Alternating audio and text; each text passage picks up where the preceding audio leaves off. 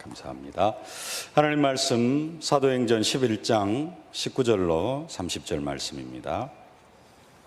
함께 봉독하겠습니다.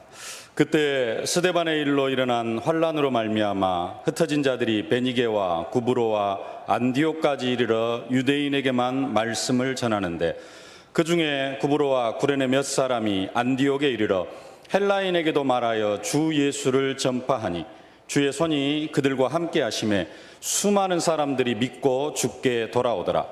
예루살렘 교회가 이 사람들의 소문을 듣고 바나바를 안디옥까지 보내니 그가 이르러 하나님의 은혜를 보고 기뻐하여 모든 사람에게 굳건한 마음으로 주와 함께 머물러 있으라 권하니, 바나바는 착한 사람이요 성령과 믿음이 충만한 사람이라. 이에 큰 무리가 주께 더하여지더라.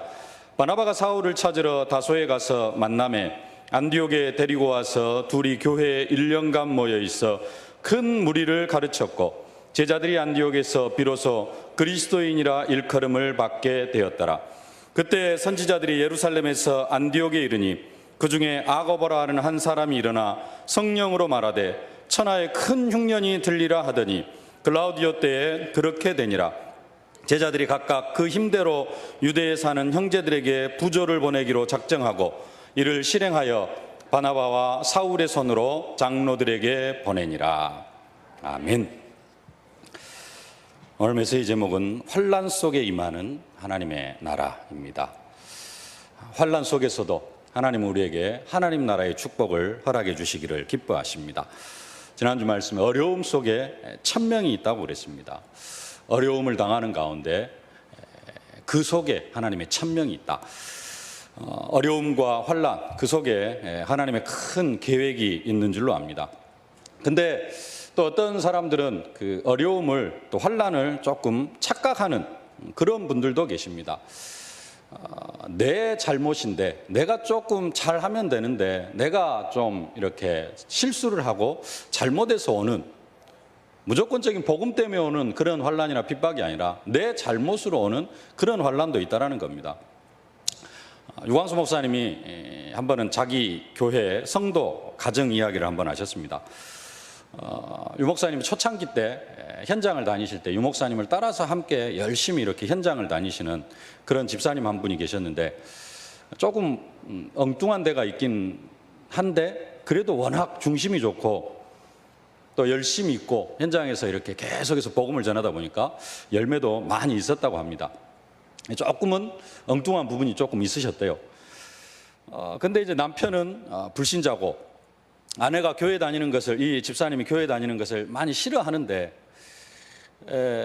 싫어하기는 하는데 자식 둘하고 아내하고 이렇게 열심히 교회를 다니니까 뭐라고 말도 못하고 있는 그런 상황이고요. 자식 둘은 다 서울대 다니고 있고 엄마가 그래도 이렇게 해가지고 그러니까 뭐라고 말도 못하는 그런 상황이었습니다. 근데 엄마는 다락방 훈련, 모든 훈련 다 받고 본부 집회에 다 쫓아다니고, 그리고 교회 예배 하나도 안 빠지고 다 참석을 한다고 합니다. 그러니까 이제 집에 조금 소홀해질 수밖에 없는 게 현실이죠. 다락방 훈련을 다 다니고 모든 집회, 모든 예배를 다 참석을 하게 되어지면은 집에 이제 조금 소홀해질 수밖에 없다고 합니다. 없는 것이 현실이긴 합니다. 근데 한 번씩 이렇게 또 새벽 예배 나와가지고 은혜를 받아버리면은 집에를 빨리 안 간대요. 그러다가 이제 남편이 이렇게 참지를 못하면은 좀 주먹이 이렇게 나온가 봐요. 그래서 이게 대충 맞는 게 아니고 좀 죽도록 얻어 맞는다고 이렇게 한다고 합니다. 이제 그것 때문에 생각하기를, 이 여자 집사님이 자기가 복음 때문에 핍박을 받는다 이렇게 생각을 한다는 겁니다. 유광수 목사님 볼 때는 복음 때문에 핍박을 받는 게 아니라 조금 이렇게 처신을 잘 하고 이렇게 좀 유도리 있게 하면은 핍박을 안 받을 수 있는 그런 상황인데, 조금만 잘 하면 되는데 그 남편한테, 다른 남편이 아니고 그런 남편한테는 조금 거기에 맞춰서 신앙생활 해야 되는데 그런 거 생각 안 하고 그냥 무작정 신앙생활 하다가 보니까 유광수 목사님 볼 때는 얻어맞을 짓을 하니까 얻어맞는다. 그래가지고 핍박이 아닌데 핍박을 받는다. 이렇게 이야기를 한다는 겁니다. 근데 그게 문제가 아니고 어느 날 그 집 아들이 유 목사님을 찾아왔대요. 아들은 대학 서울대 4학년 졸업반이고 딸은 이제 서울대 1학년 입학을 했고, 근데 아들이 찾아와가지고 어느 날 유 목사님한테 이렇게 이야기를 했다고 합니다. 자기는 결혼할 때 좀 불신자하고 결혼을 하고 싶다. 나는 불신자하고 결혼을 하면 안 되겠느냐. 아니 왜 불신자하고 결혼하려고 하느냐. 너무 열심히 믿는 것도 좀 그렇지 않느냐. 뭔 소리냐 그랬더니 자기 엄마를 보니까 너무 열심히 믿는데 모든 집회 다 쫓아다니고, 예배 하나도 안 빠지고 새벽 예배, 심야 기도회, 수요 예배, 구역 예배, 모든 예배 다 쫓아다니고 하는데 아버지한테 두드려 맞고 사는 게 열심히 믿는 것도 좀 아닌 것 같다. 그래서 자기는 불신자하고 결혼을 해야 되겠다. 이런 이야기를 하더랍니다. 그래서 유 목사님이 이 아들이 좀 그래도 이렇게 중심이 있고 그래서 자기한테 찾아와서 그렇게 또 이야기를 한 것을 보고 이야기를 해줬다고 합니다. 한마디 하시고요. 내가 조금 안 좋은 이야기를 해도 되겠느냐. 그래서 하시라고. 그래서 이야기를 했다고 합니다. 아버지한테 가서 전해라. 네 엄마가 정상은 아니다. 예. 이제 조금 너무 이렇게 쫓아다니니까 정상은 아니다. 그런 면에서 너희 엄마가 기준은 아니다. 근데 그것을 보고 너희 아빠가 네 엄마를 향하여서 엄마를 핍박하는 것일 수도 있지만은 기독교를 핍박하는 것은 잘못된 것이다. 왜냐? 엄마가 그 정상적인 신앙생활을 하고 있는 부분은 아니기 때문에. 엄마가 힘들기 때문에 그렇게 쫓아다닐 수밖에 없고, 엄마가 영적으로 힘들기 때문에 자기의 영적인 부분들을 해답을 얻기 위해서 그렇게 쫓아다니는 것인데, 그것을 가지고 기독교에 대해서 뭐라고 이야기를 하는 것은 맞지 않다. 그리고 엄마가 그것이 그렇게 쫓아다니지 않으면은 엄마는 영적으로 버틸 수가 없다. 그렇기 때문에 그렇게 쫓아다니는 것이다. 이해를 해야 되는데 그걸 이해를 못하면 되겠느냐. 그리고 그것을 보면서 네가 불신자하고 결혼을 해야 되겠다라고 생각을 하는 것은 내가 이해를 할 수가 없다. 네 그 머리 가지고 어떻게 서울대학교까지 들어갔느냐. 그러면서 이제 이야기를 하니까 아들이 알아듣더라는 겁니다. 영적인 분별력이 없다라는 거죠. 많은 부분에 있어서. 또 한편으로는 환난, 어려움 이런 이야기를 하는데 진짜로 환난을 당하거나 진짜로 어려움이 있는 게 아니고 내 실수로 인하여서 내가 정상적인 복음을 제대로 누리지 못해서 찾아오는 어려움도 많이 있다라는 겁니다. 어려움 속에 환난이 있고 오늘 환난 속에 임하는 하나님의 나라 그랬는데요. 하나님은 어려움 속에다가 환난 속에다가 많은 응답과 엄청난 축복들을 숨겨 놓으셨습니다. 그런데 사람들이 그 어려움을 종종 착각하는 경우가 있습니다. 내 잘못으로, 아까 그 집사님처럼 자기 잘못으로 자기가 좀 너무 과하게 해가지고 찾아오는 그런 환난, 어려움이 있을 수도 있습니다만 그 어려움 속에도 하나님의 계획이 들어있을 수 있습니다. 그런 부분들은 내가 잘못한 부분들을 조금 회개하고 고치고 하면은 되어지는 겁니다. 근데 그런 것이 아닌데 또 나에게 환난이 있고 어려움이 있다. 그 속에는 하나님의 엄청난 계획들이 들어있다라는 겁니다. 우리의 영안이 열려져서 뭘 또 볼 수 있어야 되느냐. 환난을 보는 눈, 이것이 있어져야 될 줄로 믿습니다. 현장 속의 어려움 때문에 절대로 우리가 현장에서 흔들려서는 안 될 줄로 믿습니다. 오늘 새벽에도 낙심하지 말라 그랬는데요. 낙심하지 말자. 어떤 어려움과 어떤 환경 속에서도 낙심하지 말고 정말로 믿음을 굳게 지켜나가는 여러분들이 되어지실 수 있기를 주님의 이름으로 축복합니다. 서론과는 관계없이 제가 조금 해명을 하나 해야 될 부분이 있는 것 같습니다. 제가 지난주 한 주간 동안 좀 휴가를 다녀왔습니다. 근데 해년마다 좀 이야기들이 나오고 그래서 그 교육자 휴가 부분에 있어서 좀 이야기가 많이 나옵니다. 세계 렘넌트 대회 갔다 왔으면 됐지 무슨 휴가를 가느냐, 뭐 그런 이야기도 있고요. 또 한 분은, 또 어떤 분은 목사가 새벽 기도를 쉬면 되겠느냐. 누구는 핵심 2번 쉬다가 교통사고 나서 죽었다. 목사가 새벽 기도를 쉬면 되겠느냐. 뭐 이렇게 하면서 그 교역자 휴가 부분에 대해서 이렇게 좀 많은 이야기들을 하십니다. 그리고 올해만 그런 게 아니고 해년마다 좀 그런 이야기들이 나오는데, 제가 그 교역자 생활한 지 한 20년이 됐습니다. 근데 20년 동안 저는 토요일을 제 개인적인 시간으로 보낸 적은 한 번도 없습니다.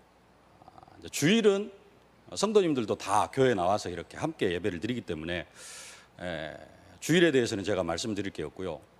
토요일 날은 제 개인적인 시간으로 보내본 적이 한 번도 없어요. 제가 지금 저기 세계롭게 온 지 9년 됐는데, 미국 갔다가 여기 온 지 9년 됐는데 9년 동안 토요일 날을 제 개인적인 시간으로 보내본 적이 한 번도 없습니다. 핵심을 가고 산업선교 아침 9시부터 산업선교 가고, 또 안 갈 때는 교회 와가지고 인터넷으로 메시지 듣고, 그리고 오후에 이제 메시지 준비하고 주보하고, 집에 들어가면 저녁 먹고 집에 들어가면 토요일 날 보통 10시입니다. 9시에서 일찍 들어가면 9시. 어제도 제가 한 10시 10분, 10시 20분쯤 돼서 토요일 날 집에를 들어갔습니다. 토요일 날 개인적인 시간을 가져본 적이 한 번도 없어요.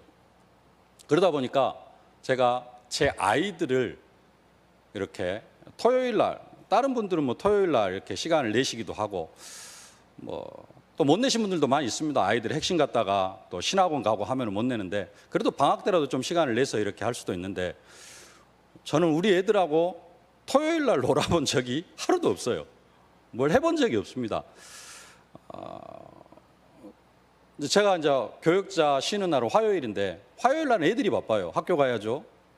갔다 오면은 뭐 피아노 가야죠. 태권도 가야죠. 아들 태권도 갔다 오면 9시입니다. 그러고 나면은 놀아줄 시간도 없어요. 그 다음날 새벽 예배 나와야 되니까 저는 10시쯤 잠을 자야 되고, 혼자 잠자기 바쁘고. 그래서 제 애들은 1년에 딱 일주일 그 휴가만 기다리고 있어요. 제가 저 때문에 휴가를 가는 게 아니라 제 아이들 때문에 휴가를 갑니다. 근데 이제 막 여러 가지, 제가 이제 휴가를 가면서도 미안한 마음은 있습니다. 왜냐하면은 우리 집사님들은 그 휴가 내가지고, 일주일 휴가 내가지고 세계 렘넌트 대회 갔다 오시거든요. 근데 저도 동일하게 그렇게 갔다 오는데, 따로 휴가를 내서 가는 것도 제가 미안한 부분도 있고 죄송한 부분도 있는데,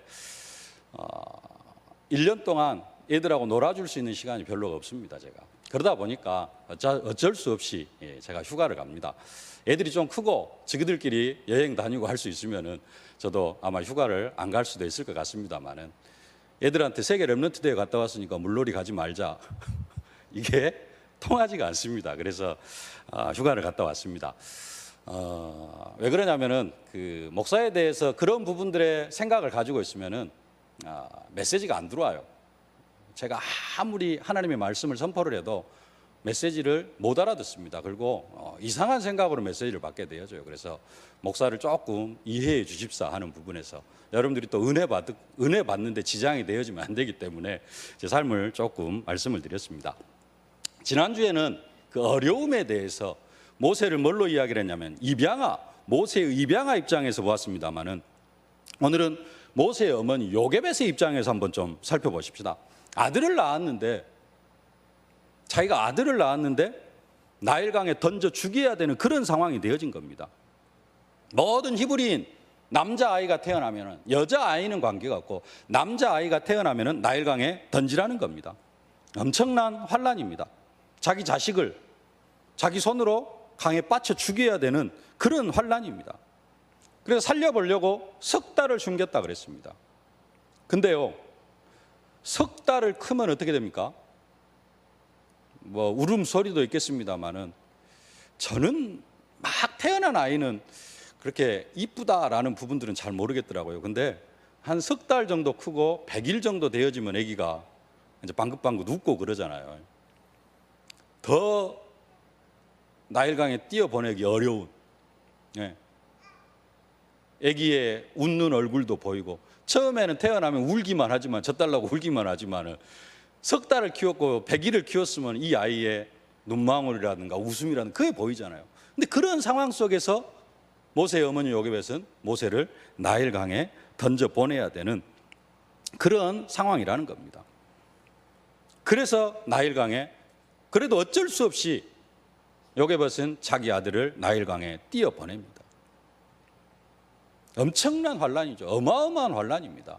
자기 자식을 자기 손으로 죽여야 되는, 죽지 않기를 간절히 바라면서 나일강에 띄어 보내지만은 이 아이의 앞날을 어떻게 예측할 수 없는 그런 상황입니다.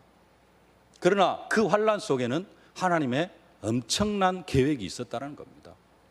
다른 게 아니라 바로의 왕궁으로 들여보내고, 그를 통해서 이스라엘 400년 종살이에서 온 이스라엘 백성들을 해방시키려고 하는 그 하나님의 계획이 들어 있었던 것입니다.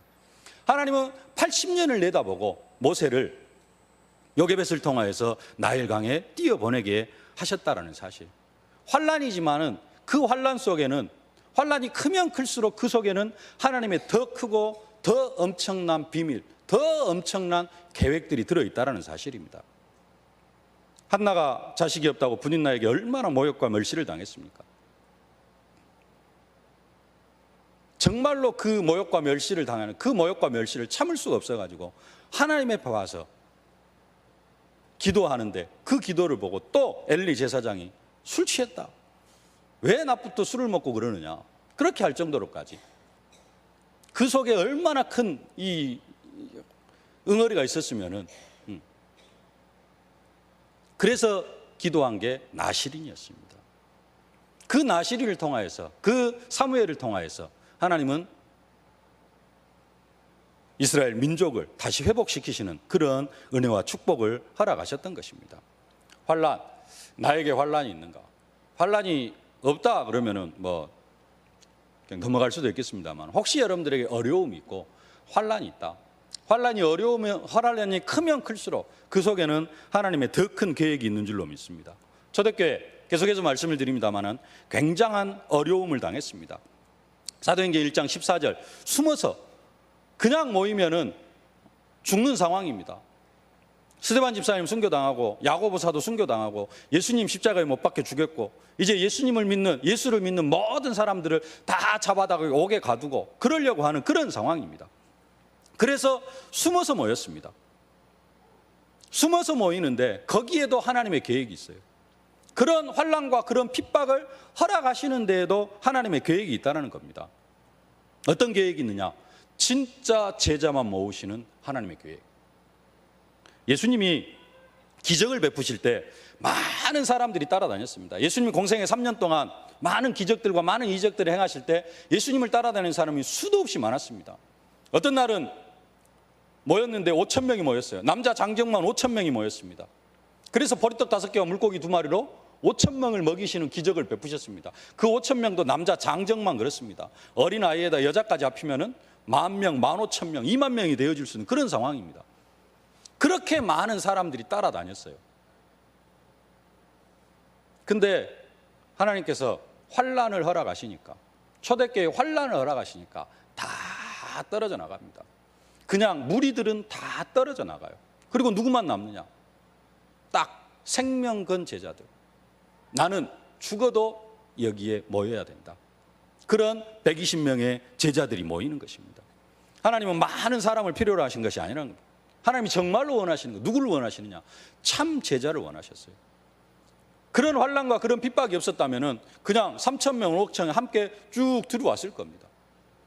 근데 하나님은 이 120명을 따로 세우셔가지고 열흘 동안 간절히 기도하게 하시고, 그들의 기도를 통하여서 초대교회가 성령 충만 받게 하시고, 그 초대교회를 통하여서 세계복음화의 역사를 이루어 가셨던 것입니다. 그 120명이 또 은혜 받고 성령 충만 받으니까 그 120명을 통하여 다시 3,000 제자가 일어나고 5,000 제자가 일어나고 어마어마한 부흥의 역사 또 일어나는 것을 볼 수가 있습니다. 하나님의 역사를 볼 줄을 모르면요, 이런 환란 속에 있는 하나님의 축복 절대 볼 수가 없습니다. 나에게 닥치는 환란, 여러 가지 환란이 있을 수 있습니다. 그러나 그 환란 속에 하나님의 더 큰 계획, 더 놀라운 기적들을 하나님은 예비해 놓으신 줄로 믿습니다. 오늘 19절에 그때 스데반의 일로 일어난 환란으로 말미암아 그렇게 말씀을 합니다. 그때 스데반의 일로 일어난 환란으로 말미암아 흩어진 자들이 베니게와 구브로와 안디옥까지를 유대인에게만 말씀을 전하는데, 스데반 집사님이 사도행전 8장에서 순교를 당했습니다. 사도행전 7장에서 순교를 당했습니다. 그리고 사도행전 8장에서 지난주에도 봤습니다마는 사도 외에는 다 그 3천 제자, 5천 제자, 8천 명, 40,000명이 되는 그 많은 제자들이 유대와 사마리아로 다 흩어졌습니다. 그런데 사마리아에서 역사가 일어났습니다. 쫓겨서 사마리아에 갔는데, 도망간이라고 사마리아로 갔는데 그곳에서 엄청난 역사가 일어났습니다. 분단의 문제, 700년 된 문제가, 이스라엘 역사적으로 보면은 BC 720년경에 바벨론 포로로, 아수르의 포로로 끌려가면서 그때 이방인들을 갖다가 데려다 놓은 겁니다. 사마리아에다가. 그러니까 거의 700년 동안이나 사마리아를 적대시하고 사마리아를 이방인 취급했습니다. 그 문제, 700년 된 문제가 뭘 통해서요?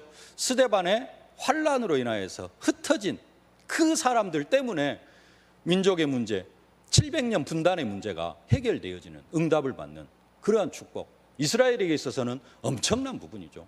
우리나라 민족 통일이 되어진다, 복음 때문에 민족 통일이 되어진다, 엄청난 축복입니다. 그런데 이스라엘이 지금 복음 때문에 그 은혜와 축복을 누리게 되어지는 겁니다. 처음에 들어갈 때는 아무런 계획도 없이 들어갔습니다. 그냥 스데반의 환란으로 인해서 흩어진 자들, 빌립 집사님도 환란을 피해서 도망갔습니다. 근데 그곳에서 내가 여기까지 왔는데 그냥 있으면 되겠느냐? 복음을 전했습니다. 아무런 계획도 없이 복음을 전할 수 있습니다. 우리도 그럴 수 있습니다. 우리도 그냥 복음을 전하다 보면은 그냥 전할 수 있습니다. 네. 영접 메시지 몇 번이나 해보셨습니까? 100번. 많이 해보신 분들은 한 1000번. 네. 그러다가 보면은, 하다가 보면은 그냥 합니다. 네.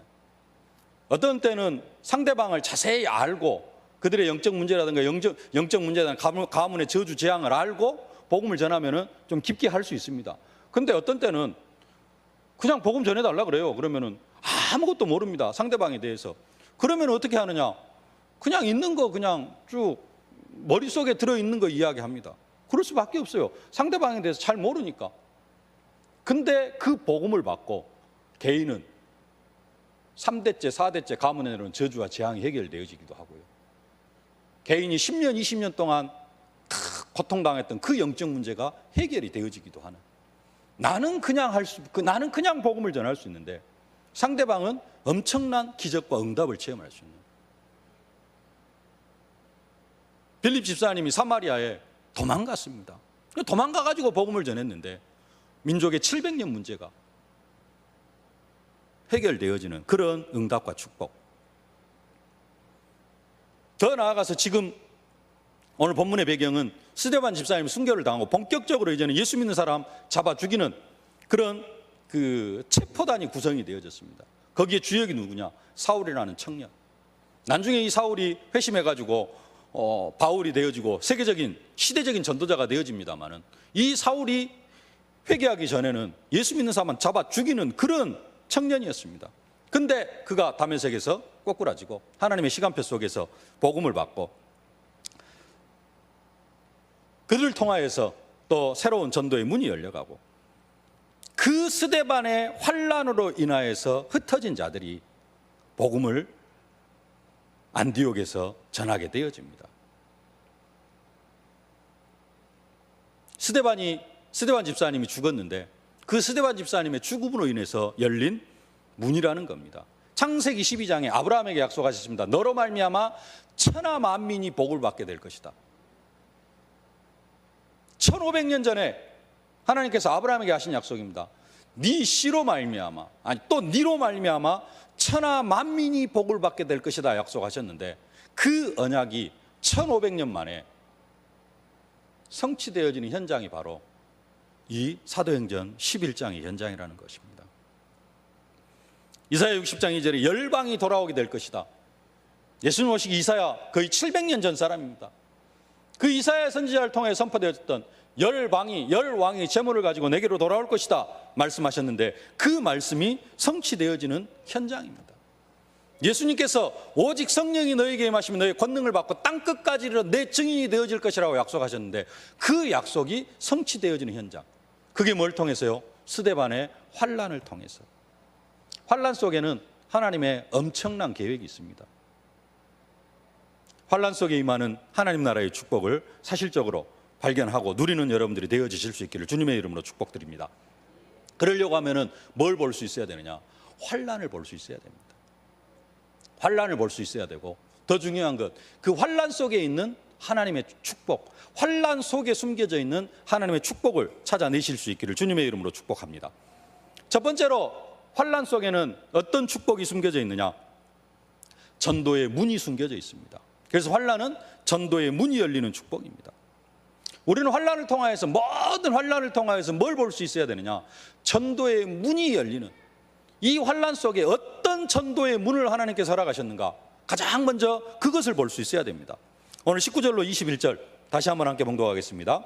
그때 스데반의 일로 일어난 환란으로 말미암아 흩어진 자들이 베니게와 구브로와 안디옥까지 이르러 유대인에게만 말씀을 전하는데, 그 중에 구브로와 구레네 몇 사람이 안디옥에 이르러 헬라인에게도 말하여 주 예수를 전파하니 주의 손이 그들과 함께 하심에 수많은 사람들이 믿고 주께 돌아오더라.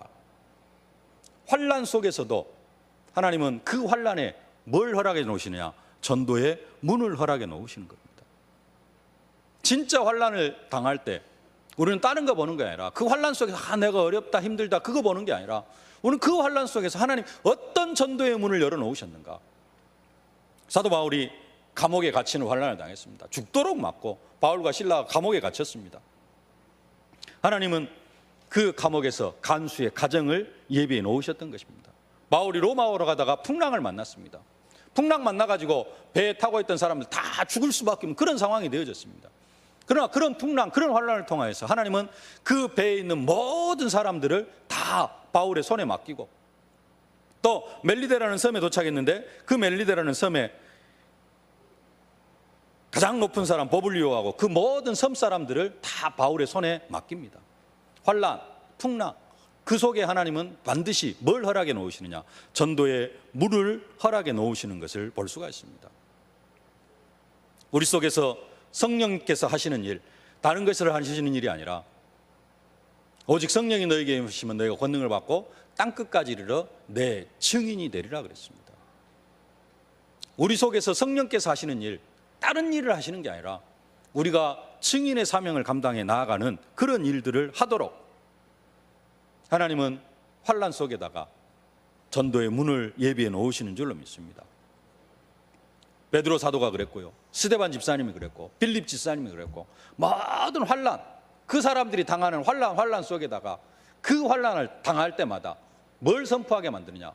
그리스도 십자가의 부활을 선포하게 만들고, 그걸 통해서 한 생명 구원받고 한 지역이 살아나고. 우리의 환란은 그냥 당하는 환란이 아닙니다. 혹시 여러분들이 환란을 당한다, 하나님의 놀라운 기적이 예비되어져 있는 줄로 믿습니다. 이 환란을 통해서 큰 무리의 제자의 문이 열립니다. 25절 26절 함께 봉독하겠습니다. 바나바가 사울을 찾으러 다소에 가서 만남에 안디옥에 데리고 와서 둘이 교회에 1년간 모여 있어 큰 무리를 가르쳤고, 제자들이 안디옥에서 비로소 그리스도인이라 일컬음을 받게 되었더라. 안디옥에서 복음 받는 사람들이 또 바나바와 바울을 통하여서 말씀을 지속적으로 1년 동안 받고 나니까 그들이 제자가 되어지는 그런 응답. 하나님은 우리 현장에다가 제자를 예비해 놓으신 줄로 믿습니다. 반대로 생각이 되어질 수도 있지만은, 혹시 제자를 찾아 세워야 되겠다 생각해 보신 적 있습니까? 내가 제자를 찾아 세워야 되겠다. 그러나 예수님께서 분명히 말씀하셨습니다. 너희는 가서 모든 민족을 제자로 삼으라 그랬습니다.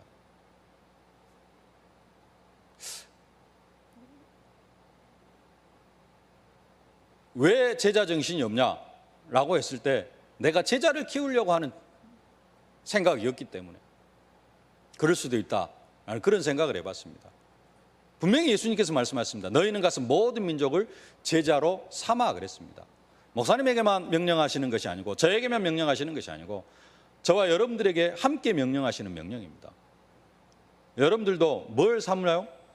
내가 정말로 복음의 제자, 현장에서 한번 찾아 세워봐야 되겠다. 나 같은 것이 아니고 여러분들에게 명령하신 것입니다. 여러분들이 한번 생각해 보시길 바랍니다. 나에게 주신 명령인데 하나님, 내가 어떻게 제자를 찾아 세울까요?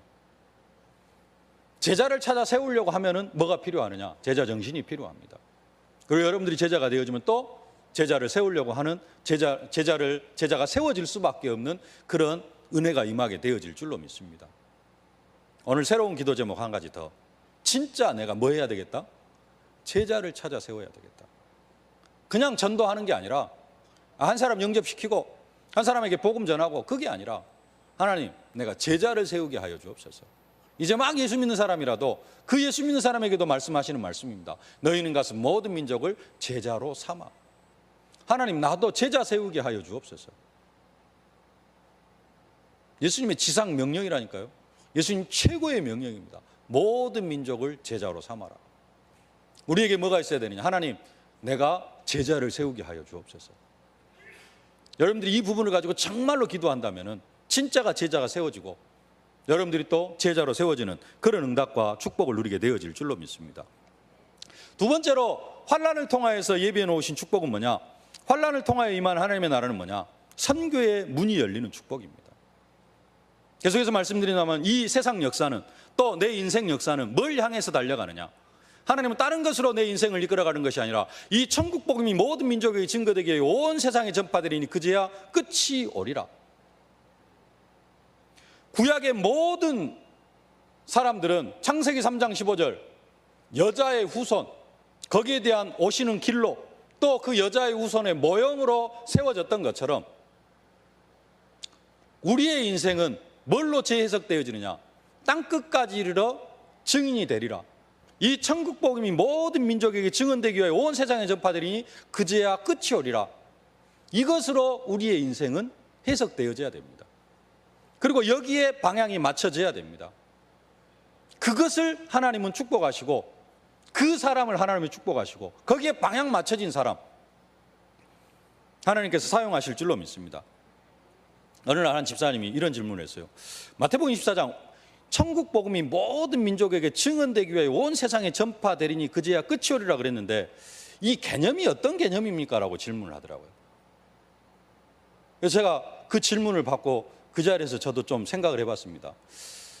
그러면은 우리 민족은 복음이 증거되어진 겁니까? 안 되어진 겁니까? 마태복음 24장 14절 말씀에 비추어 볼 때 이 천국 복음이 모든 민족에게 증언되기 위하여 온 세상에 전파되리니 그제야 끝이 오리라 그랬습니다.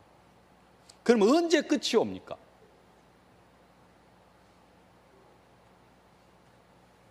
예수님 언제 이 세상에 재림하십니까? 마태복음 24장 14절 말씀으로 봤을 때 다른 것은 제껴놓고 그러면은 우리나라는 대한민국 이 민족은 복음이 증언되어진 민족입니까? 아니면 아직도 더 복음이 증언되어져야 되는 민족입니까? 제가 이 생각을 했습니다. 마태복음 24장이 이 천국 복음이 모든 사람에게 증언되기 위하여 온 세상에 전파되리니 그제야 끝이 오리라 그러면은 우리 민족에게도 복음이 증언되어지지 않는 사람들이 많이 있습니다. 그러죠? 앞으로도 복음 받아야 될 사람들이 더 많이 있습니다. 그렇다면은 우리 민족에게도 더 복음이 증거되어져야 됩니다. 근데 마태복음 24장 14절 말씀은 이 천국 복음이 모든 민족이라 그랬습니다. 근데 사실 우리 민족에게는 복음이 전파되어졌습니다. 그러면서 제 생각이 조금 바뀌었습니다.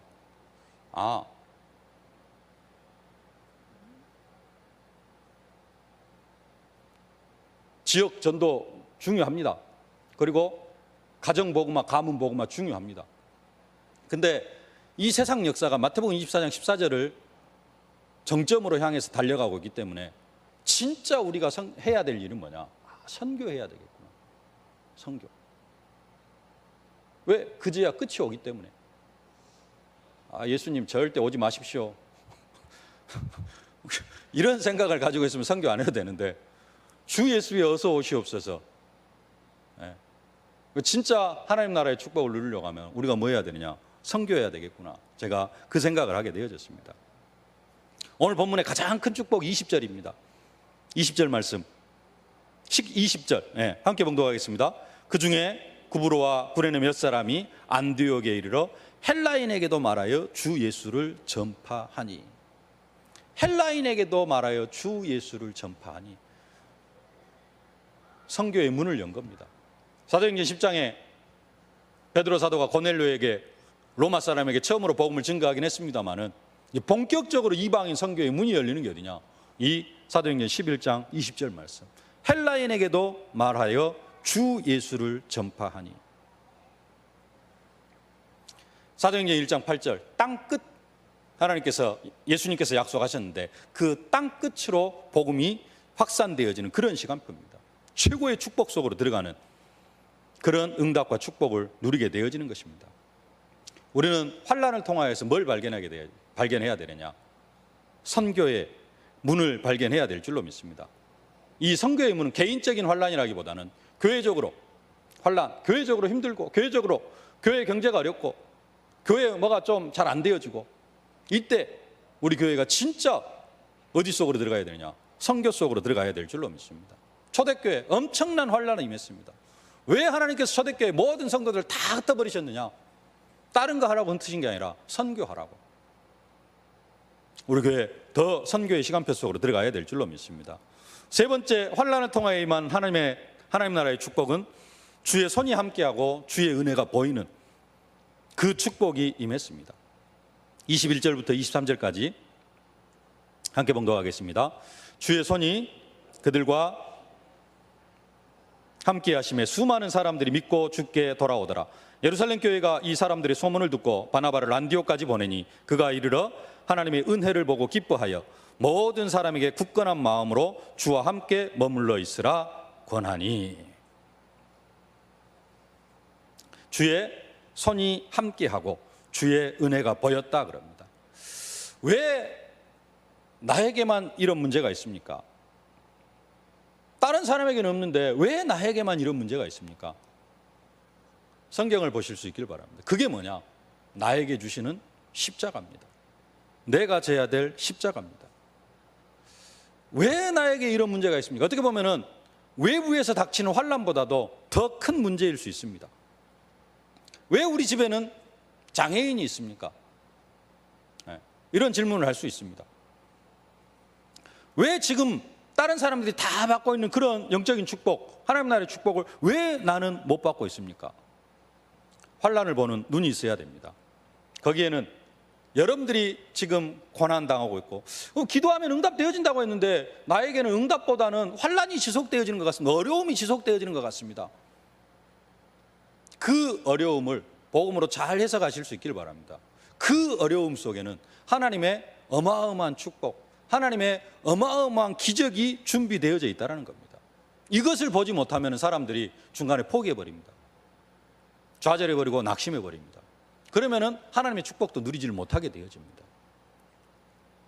환난, 성경의 모든 렘넌트들, 성경에 응답받은 모든 사람들이 어디 속에서요?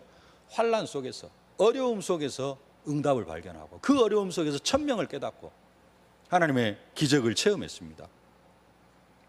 정말로 환난 보는 눈이 열려질 수 있기를 주님의 이름으로 축복합니다. 특별히 환난을 통하여서 전도의 문이 열려지고 선교의 문이 열려지고 주의 손이 함께하고 주의 은혜가 보이는 이 응답과 축복을 사실적으로 받아 누리는 여러분들이 되어지실 수 있기를 주님의 이름으로 축복합니다. 살아계신 아버지 하나님, 은혜와 사랑을 진심으로 감사를 드립니다. 혹시 저희들 중에 환난을 당한 사람들이 있습니까? 어려움 속에 고통당하는 사람들이 있습니까? 그 환난 속에 하나님께서 숨겨놓으신 축복들을 보는 눈이 열릴 수 있도록 저들의 영안을 열어 주시옵소서. 정말로 환난을 통하여서 전도의 문이 열리고 선교의 문이 열리고 주의 손이 함께하며 주의 은혜가 보이는 그 축복을 사실적으로 받아 누리는 온 교회가 되어줄 수 있도록 은혜로 함께하여 주옵소서. 예수님의 이름으로 기도하옵나이다. 아멘. 만왕의 왕이 되신 우리 구주 예수 그리스도의 은혜와 우리 교회와 내 인생과 내 가정과 내 산업을 친히 경영하시는 우리 아버지 하나님의 무한하신 사랑하심과 우리가 현장에서 증인의 사명을 감당해 나아가도록 순간순간 능력으로 권능으로 증거로 함께 하시는 성령의 충만하신 역사가 환난 속에서 어려움 속에서 낙심하고 좌절하고 두려워하는 것이 아니라 그 환난 속에서도 전도의 문을 발견하고 선교의 문을 발견하고 주의 손이 함께하며 주의 은혜가 보이는 그 사실적인 축복을 받아 누리기를 소망하는 모든 언약 백성들 머리 위에, 저들의 가정과 자녀, 현장, 산업, 기도 제목 위에 이제로부터 영원토록 항상 함께 계실지어다. 아멘.